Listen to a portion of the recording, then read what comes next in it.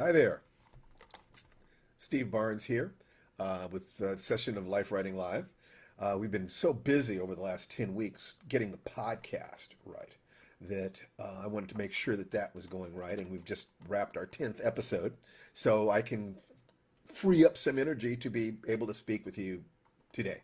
And hopefully, just more frequently. But I have kept my promise to myself to be able to communicate, to be able to speak of where I am in life and just kind of what's going on.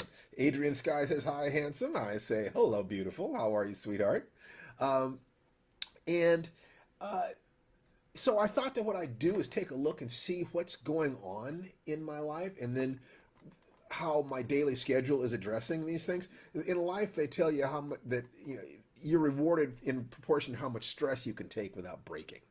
And so you deliberately want to put yourself in stressful circumstances, but you also want to be able to calculate whether or not you're getting too stressed out, whether or not the stress is getting to the point that it's becoming strain, because that's the issue. It's not the stress actually triggers an adaptation response in your system, in your body, in your mind. It's like working out at the gym. But if you don't get enough nutrition, you don't get enough rest, your body doesn't have a chance to rebuild. So that's always the thing. You want the stress, but you want to make sure it stays within your ability to cope with it. So your ability to cope with it is the most important thing in some ways. But on the other hand, it's how much stress can you take? How hard can you push yourself?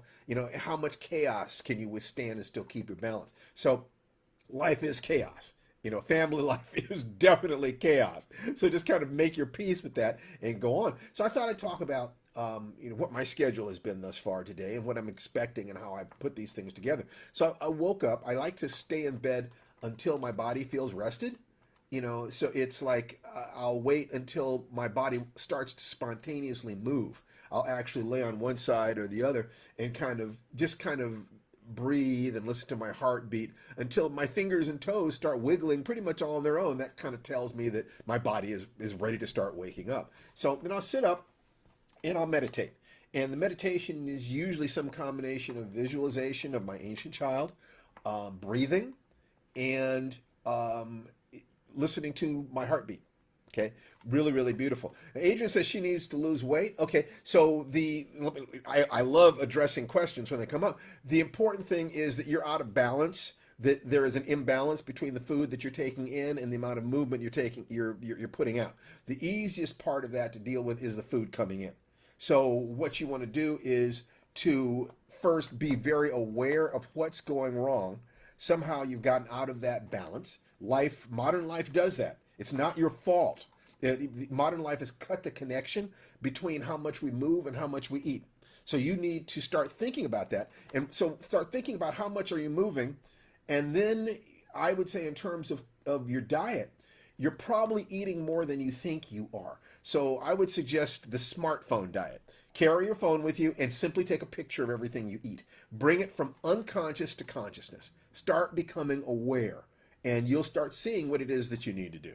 And just cut yourself some slack. There's no moral dimension to this. It's not a matter of being bad or lazy or anything. It's what has happened in the modern world. So if that was a concern of mine, then, and the other thing that I do, in terms of maintenance of weight, and there are times when I'm not as skinny as I'd like to be, but there's a point where I'm not particularly interested in pushing myself. I feel fine, and I feel like I look fine. So, but I still want to fast more. My exercise program is just fine, but I'm a carb fiend. I love carbs, and I love having carbs in the evening. It's kind of comfort food. I love that. So the easiest way I can think of to have that discipline that I want is simply intermittent fasting. Every other day, don't eat, or keep the window before I eat as long as possible. So I do that kind of every day. I rarely eat before 5 or 6 o'clock, even on eating days. On fasting days, what I'd like to do is not eat all day long. That's what I'd like to do, but how often do I manage to do that? Not as often as I want to. Today is a fasting day. We'll see. I promise I'll be honest about when I take my first bite. If I do, the best thing would be if I don't eat all day long. That would be great. And then tomorrow I can pretty much eat whatever I want. Back to the beginning. You're distracting. Oh God. Yeah, comfort eating is a thing. I've been in need of comfort for a good 2 years. Again, that's real. The fact is that we're under stress. You have to try to keep the stress from becoming strain. Food is a very reliable, source of comfort and anti-stress. That piece of coconut cream pie never fails to satisfy. So don't beat yourself up for wanting to feel good. The meaning of life is to seek joy. And I like an addendum that it's to be happy in service. Okay. I like that too. But be kind to yourself. Be very kind to yourself. If you can forgive yourself, then you can say, well, what is the better path for me? And if you like comfort eating, then you might ask yourself, well, what am I going to eat for comfort? How much am I going to exercise? How much am I willing to exercise? And it might be that I'm not willing to spend, an hour a day exercising. Well, the lucky thing is you don't have to. About an hour a week will get you there if you exercise smart enough. We could talk about that sometime, but a combination of, let's say, the 5 Tibetans for overall health, kettlebells for fitness, and there are kettlebell routines that last no more than 10 minutes that will fry you, that will just blast your metabolism to the stratosphere, and then fasting every other day. If you were to do the 5 Tibetans and walk and fast, you'd find your weight normalizing really fast. So that's the thing, to get a balance between calories in, calories out.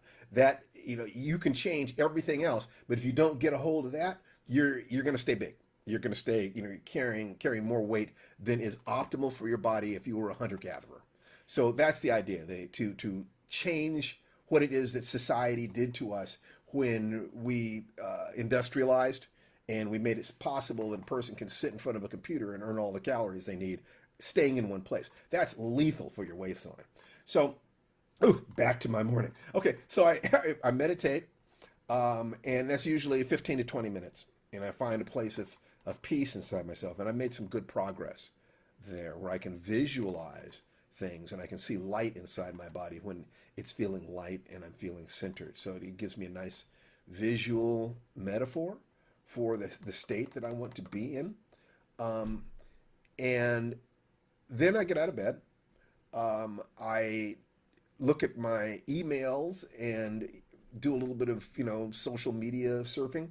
Now, if stress was a problem in my life, I would cut that out. If productivity was a problem in my life, I would cut that out. The most productive people I know of don't check any social media or their email first thing in the morning. The first thing they do is get their business taken care of. They have identified the most important things they need to do. I simply know that I can take that time and still accomplish the things I'm trying to accomplish. Okay, Adrian Sky, I would say you're looking for where can you find the information on the 5 Tibetans. I'm going to type it in there. So look up 5 Tibetans on YouTube.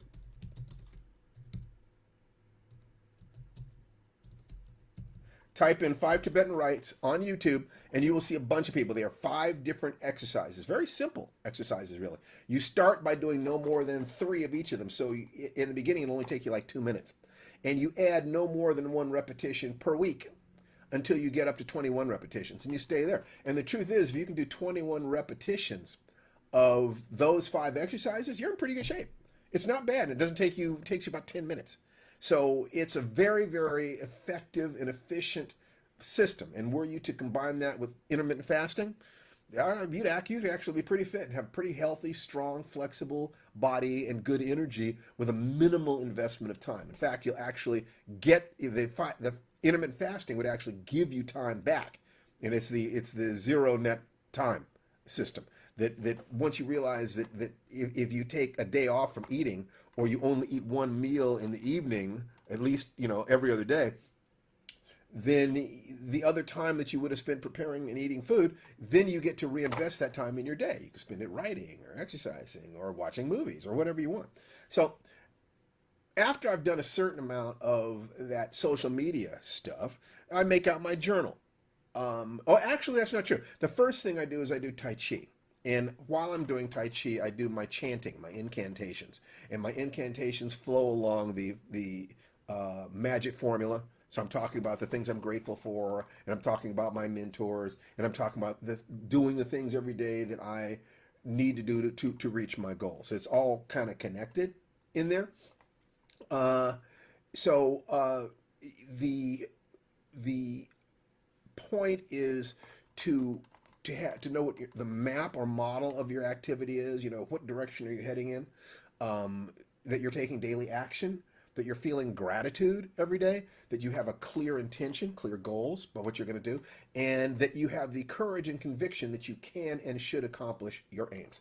If you have all five of those things, you are in the game. If you have a zero in any one of those five categories, you know, clear map or model, not taking, you know, you don't have a map or model, you're not taking action, you have a negative attitude, you don't have a clear goal, or you don't have confidence that you can or should do it, you'll sabotage yourself. You're basically dead in the water. But if you make sure you have at least a one in each of those categories, you're okay. So that's then I get into my day. You know, I post on Facebook. I like to do that every day. Reminders for people to breathe. Look through my email, see if there's anything I need to deal with.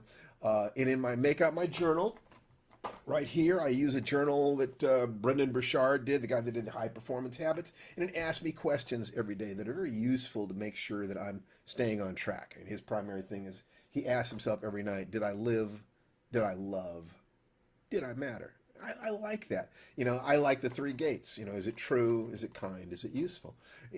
I look for basic patterns that are really useful in multiple ways because I've got three separate goals. You know, it is to maintain and progress mastery of writing, martial arts, and relationships.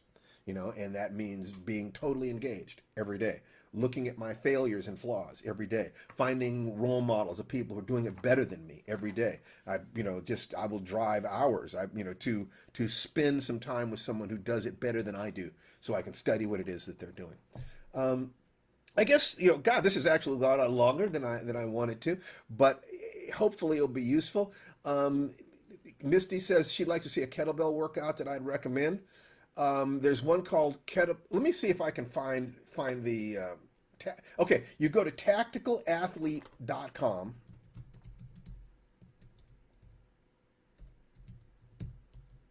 Let me. I think that's it. And you look for a video called Kettlebell Intervals for Women. Okay. It happens to be, it uses the randomizer feature in your DVD player. And I don't know if they've discontinued it, but I think it's really cheap. And they might be selling off their copies. But this might be the best exercise DVD I've ever seen in my life because no two exercise sessions are the same, and they're exercise sessions as short as they're like 5 minutes, 10 minutes, and 15 minutes. That you can literally get exercise sessions as short as 5 minutes that will help you. Let's see. Have the link to the Tibetan exercises? No, I'm not going to do that. You go to YouTube, type in 5 Tibetan rites, and you will find many different versions of them. Start looking at them. There are also books on Amazon. The exercises came out of a book by a guy named Peter Kelder called The Eye of Revelation, The Ancient Secret to the Fountain of Youth. They are fascinating exercises, and we might talk about them at some point in the future. Anyway, I want to get into my day. Just wanted to say hi. And if you like this communication, please go check out our podcast, lifewritingpodcast.com. You will find that we're doing such great things about living a high energy, creative life and staying sane, which I think is we should all want. Take care, everybody. I love you guys, and it's just great to talk to you. Bye-bye.